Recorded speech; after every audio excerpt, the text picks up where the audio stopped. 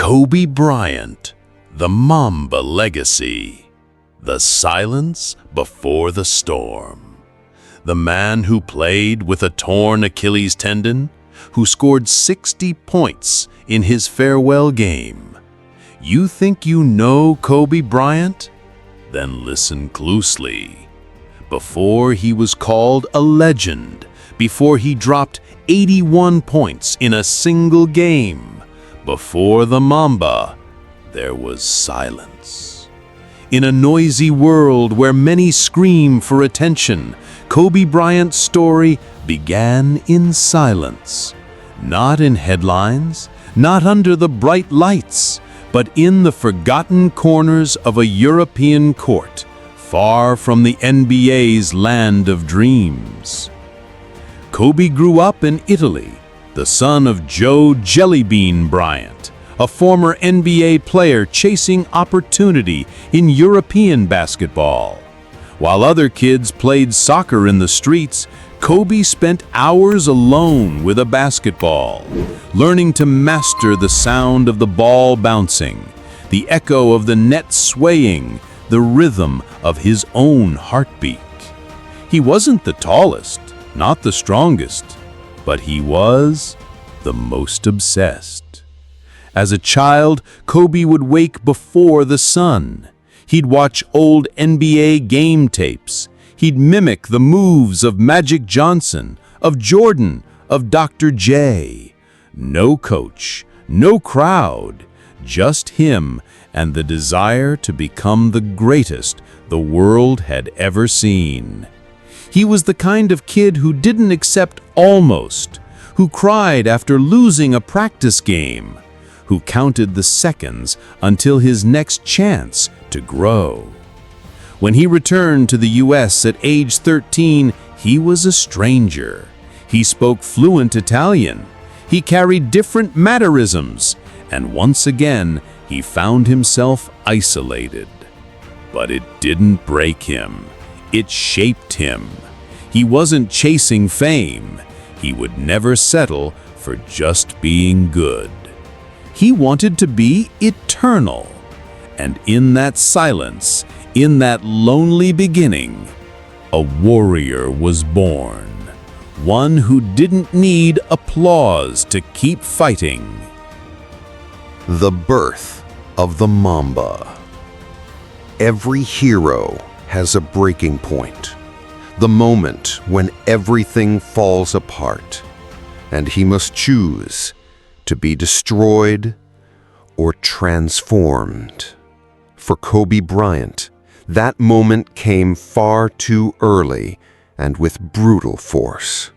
Years after a promising start in the NBA, 3 championships alongside Shaquille O'Neal, the young star seemed untouchable. But behind the scenes, the empire was starting to crumble. Conflicts with Shaq went public.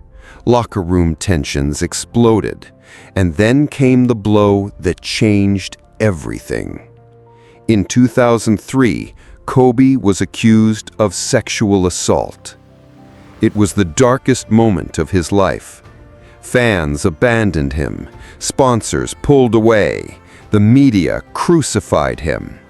He, once the bright face of the NBA's new generation, became the most hated man in basketball. But instead of running, Kobe locked himself in with his demons. And when he returned, he was no longer the same. That's when the persona that would make him eternal was born, the Black Mamba. Inspired by the deadliest snake in nature, Kobe created a cold, calculated, ruthless alter ego. The Mamba feels nothing, hesitates never, doubts no one. From that moment on, he separated himself from the man. Kobe was flawed, emotional, human. The Mamba was perfect, lethal, focused. While others rested, he trained. While others chased applause, he chased redemption. The Mamba mentality began to form. It wasn't about talent. It was about work. About being better today than yesterday, every single day. No excuses, no shortcuts, just work. He was willing to lose everything except his chance at being eternal. And so, from the ashes of doubt, rose the most determined player the NBA had ever seen. The Mamba wasn't made to please. It was made to win. And above all, to survive. The 17-year-old phenom. Who, at just 17 years old, has the audacity to face the world head-on, to look veterans 3 times his age in the eye and say, "I belong here"? Kobe Bryant was that someone. In 1996, while most teenagers worried about prom or final exams, Kobe made a decision that would forever change the NBA's history. He skipped college and declared for the draft. It was unusual, risky, almost insane. But Kobe wasn't born for the ordinary. Selected 13th overall by the Charlotte Hornets, he was immediately traded to the Los Angeles Lakers, a legendary team in a city starving for glory. And there, at just 17, he entered a locker room full of men, stars, veterans, and many too proud to make space for a kid. But Kobe didn't ask for space. He made his own. In his early years, he came off the bench. He made mistakes. There were games where he barely touched the ball. But behind the scenes, he trained tirelessly, alone in the dark with no cameras. He was the first to arrive, the last to leave. The obsession was already there. He wanted to devour the world, and he was willing to pay the price. That's when the world saw something different. Kobe soared, floated, danced in the air like he defied gravity, and he won. An 18-year-old kid, still with acne and no beard, had captured the hearts of a new generation. He didn't just want to play, he wanted to dominate. With a sharp gaze and unmatched work ethic, Kobe proved game after game, "I'm not here by accident. I'm here to be the greatest."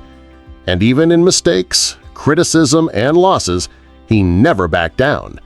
He listened, took notes, and came back stronger the next game. Slowly, the boy became a legend. And the NBA began to understand that the bold kid wasn't just a promise, he was the future. And that future had a name: Kobe Bryant. The Empire with Shaq. Every legend needs an ally, and sometimes a rival within the same empire. When Kobe Bryant teamed up with Shaquille O'Neal on the Los Angeles Lakers, the world witnessed the rise of a duo like few others in sports history. Brute force and surgical technique, thunder and lightning.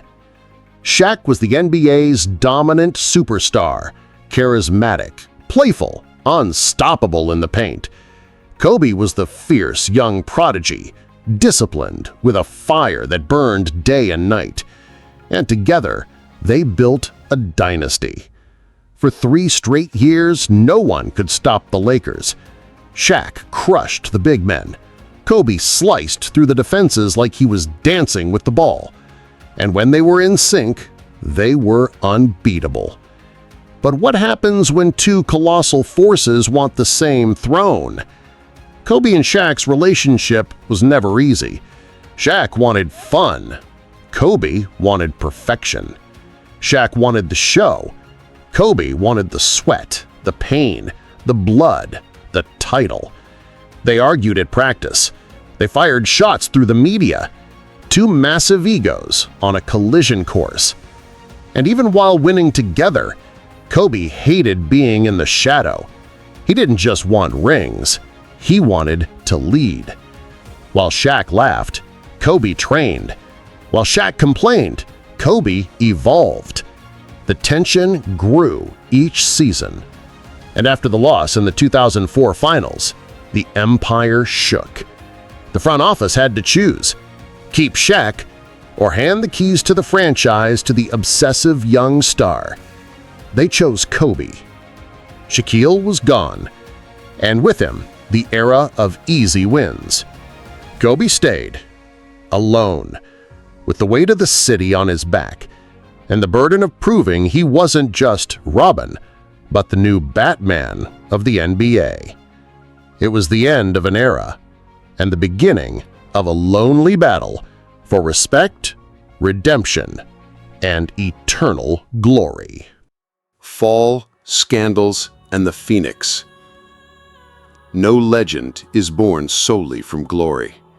Every immortal soul carries scars the world tries to forget. In 2003, at the peak of his fame, with 3 NBA titles, international stardom, and a growing army of fans, Kobe Bryant faced what no superstar is ever prepared for: the public destruction of his image. He was arrested and accused of sexual assault by a young hotel worker in Colorado. The news hit like a bomb. The media crucified him. Sponsors walked away. Fans were torn between admiration and judgment. The idol became the accused. He claimed innocence. The case ended without a criminal conviction, settled out of court. But the damage was already done. Kobe returned to the court with heavy eyes, a hardened face. He was no longer the smiling kid. He was a man at war with the world and with himself. And this war he chose to fight with the only weapons he truly knew: training, pain, discipline, silence. Where many athletes would have crumbled, Kobe rebuilt himself. It was during this phase that obsession became armor. Here, the legend of the Black Mamba began to take form: a cold, lethal alter ego, immune to emotion. If the world wouldn't forgive him, he didn't need the world. All he needed was the ball, the court, the sweat, the mission. In the 2005-2006 season, with Shaq long gone and the Lakers weakened, Kobe did the impossible. He scored 81 points against the Toronto Raptors, the second highest point total in a single game in NBA history. It wasn't for applause. It was a message. I'm still here. I fell. I was torn apart, humiliated, attacked. But I didn't break. And I will never, ever stay silent. Kobe became a symbol of resilience, of redemption, of someone who took pain and turned it into fuel. Like the phoenix, he rose from the ashes, not the same, no longer the golden prodigy, but a warrior hardened by fire, deadlier, more human, more Mamba. Mamba Mentality, the philosophy of war. While most trained to win, Kobe Bryant trained to be immortal. What separates the great from the legendary? Talent, genetics, luck? For Kobe, it came down to one word: mentality. Mamba Mentality. More than a marketing term, more than a slogan on a shirt, it was a code, a way of life, a philosophy of war. While others slept, Kobe had already trained for 3 hours. While others were satisfied with good enough, he tortured himself until he reached absolute excellence. He didn't compete against opponents. He competed against his own version from yesterday. Kobe studied every player, every weakness, every tendency. He watched game film over and over like he was decoding battle plans. He wanted to win before the game even began. And that obsession was contagious. Teammates admitted they felt ashamed watching him train, Opponents confessed they feared facing him, not because he was the strongest, but because he never stopped. Once, he broke a finger on his shooting hand. Instead of stopping, he learned to play with his left. Another time, he tore his Achilles tendon. The pain was excruciating, but before leaving the court, he calmly sank 2 free throws, precise, with a torn tendon. Who does that? Who has that kind of strength? Someone who understands that the body may fail, but the mind must never give in. Mamba Mentality wasn't about basketball. It was about life. It was about going further, about refusing to accept limits, about waking up earlier, trying again, being better, always, until the very end. And that legacy, today, lives in thousands. In athletes, in musicians, in entrepreneurs, in parents, in children, in students, in anyone who stares down pain and answers with courage. Because Mamba Mentality doesn't die, it multiplies. The Last Dance, the 60-point farewell. Some endings are quiet, others are apocalyptic. The date was April 13th, 2016. The world knew it would be the last time Kobe Bryant stepped onto an NBA court. After 20 seasons, countless injuries, 5 titles, records, rivalries, tears, and triumphs, the body no longer responded like before. But the heart still burned like day one. Staples Center felt like sacred ground. Celebrities, rivals, former teammates, all gathered to witness the end of an era. Kobe didn't make promises. He didn't need to. He was already the hero, already the legend. But that night, he decided to leave a gift. Gradually, the impossible began to unfold. 10 points, 20, 30, 40, and no one believed it. Not the commentators, not the fans, maybe not even him. But the fire was still there. The Mamba was still alive. At 37 years old, with worn-out knees, injured shoulders, exhausted muscles, Kobe Bryant scored 60 points. 60 points in his final game. His highest scoring performance in 3 years. The most points ever scored by any player in a final game. And the perfect symbol of his career. Unbelievable, unforgettable, immortal. And when he took the mic, exhausted, trembling, eyes filled with gratitude, he looked into the crowd and said, From the bottom of my heart, thank you. And what can I say? Mamba out.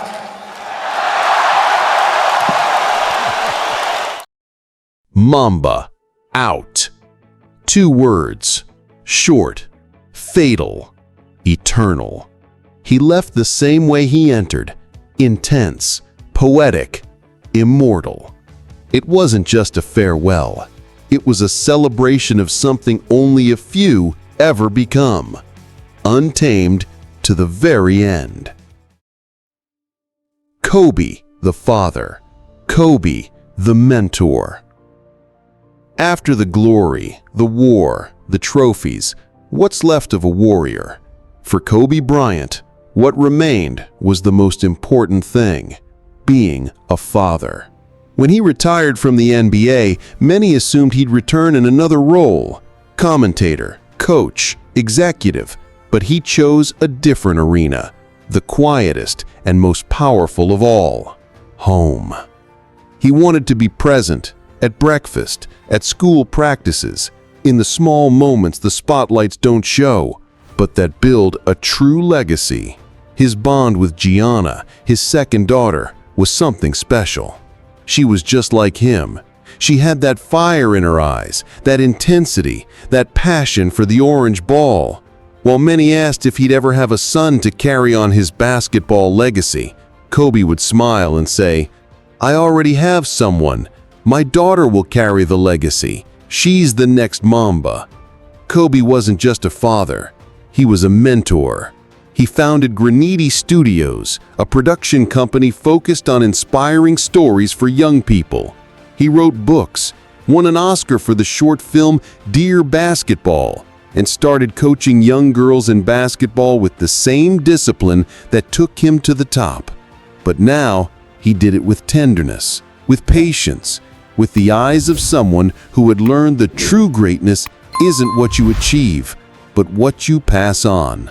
He wanted to change lives, inspire the next generation, teach that effort beats talent, always, that losing is part of it, and that no one has the right to give up on their dreams.